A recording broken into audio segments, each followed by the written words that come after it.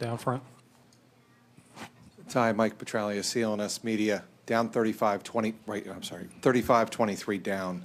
Brad just said when he and his team couldn't extend the lead, he thought that was a pivotal point of the game. What did you guys do to stay in the game at that point? I don't remember. I really don't. I mean, I know they went up 12. We took a timeout. Just told our guys to stay the course. We was getting good shots. Our defense was pretty good, and sooner or later we was going to make. And I thought the players did a great job of adjusting. We went to our switches earlier than we wanted to, and double teamed the post to try to get us activated. And I thought we brought in, I think, Kyle for Tristan around that stretch, and then kind of opened the floor up a little bit. And we was able to get some scores and stops, and that's about all I remember. Chris. Ty, Chris Mannix with Yahoo. You've seen LeBron do some unbelievable things, going 48 minutes tonight, doing what he did. Where does that stack up for you? The best. Yeah, I think so. I think he's had a lot of gaudy games, but I just think Game 7 in Boston, all the circumstances that surround Boston, the history behind Boston, playing a team that's very well coached, a good young team that's undefeated in the playoffs at home, and to come on a roll where all the games have been lopsided. Both home teams have pretty much been in great shape at home, and to come here in a hostile environment, Game 7, Eastern Conference Finals, this and Game 7 of the NBA Finals in 2016, right there. Ty, when you game planned without Kevin Love, was this the Jeff Green that you hoped you'd get? Yes. Jeff, man, I'm just so happy for him.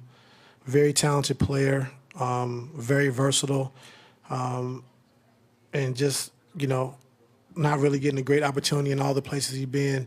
And just to see him be on this stage and starting in a Game 7 Eastern Conference Finals and playing 42 minutes, having 19 points, 8 rebounds, is just huge. And I'm just so happy for Jeff. I had him here when I coached at Boston, and just an all-around great guy. And I'm just happy for him, and I'm happy for the performance he had tonight.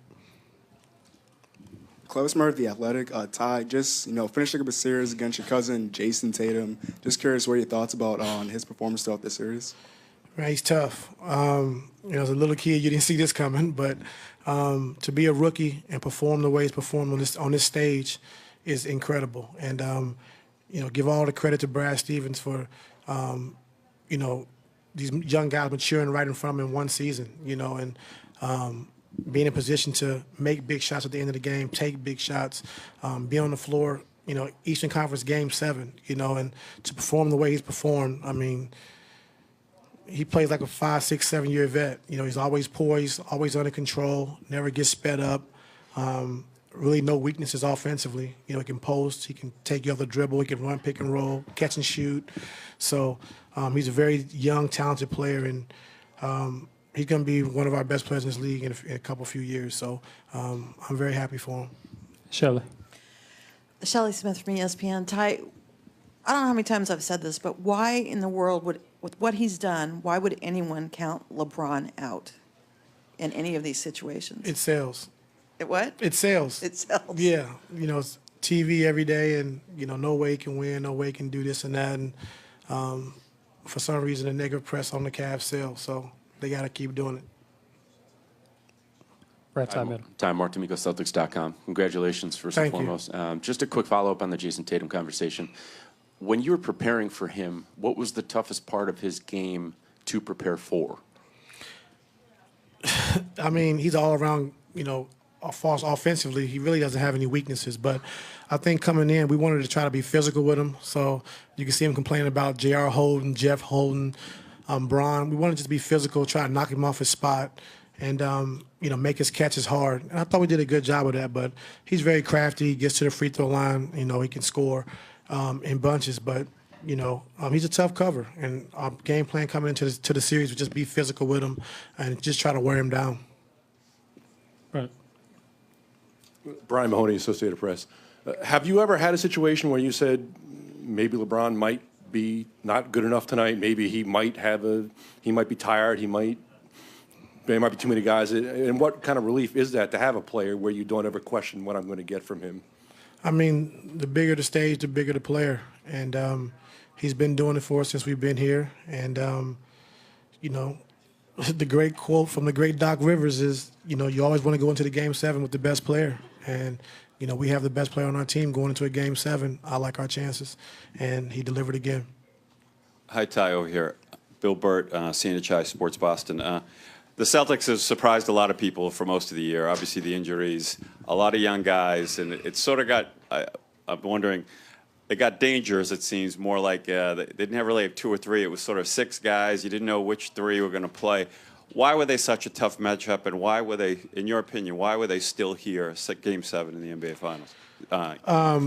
For one, like you said, they're well coached. Brad is unbelievable. We all know that. But, you know, getting the young players to buy into a system. And but the tough part about it, because, you know, outside of Baines, who's a great offensive rebounder, bruiser, you know, tough guy inside, but everybody they play, which we call it, are live, which meaning they can dribble, pass, and shoot. So you have Rozier, Smart, Tatum, Brown, Morris, Horford, and they all can make plays. So when you play in a team like that, it's hard to really, you know, game plan and who you want to take away because the other guy can hurt you. So that's a problem we had. But I thought our guys did a great job of adjusting, you know, in that second quarter of going to our switches, double teaming the post-ups. But when you have 5 guys on the floor that can dribble, pass, and shoot, it's tough to defend. And that's what they have. Last question on the back aisle. Coach Jeff Garcia, News 4 San Antonio. Talk about how this team rallied without Kevin Love and coming into a hostile territory like TD Garden. Well, I thought we did it in Game 6. You know, we told the guys that Kevin wasn't coming back, and you know, they all got together and just huddled up and just, you know, came together as one. And coming into tonight, we knew he was going to be out, and we said we want to do this for Kevin. And you know, it's tough. Kevin wanted to play, to be in a Game 7 in a situation like this in the Eastern Conference Finals, being an All-Star, you know, being our second best player, and he just wasn't able to go. So he was down, but the guys picked him up. So now he has another chance when we get to the finals to be ready. Thanks, Coach. Yeah.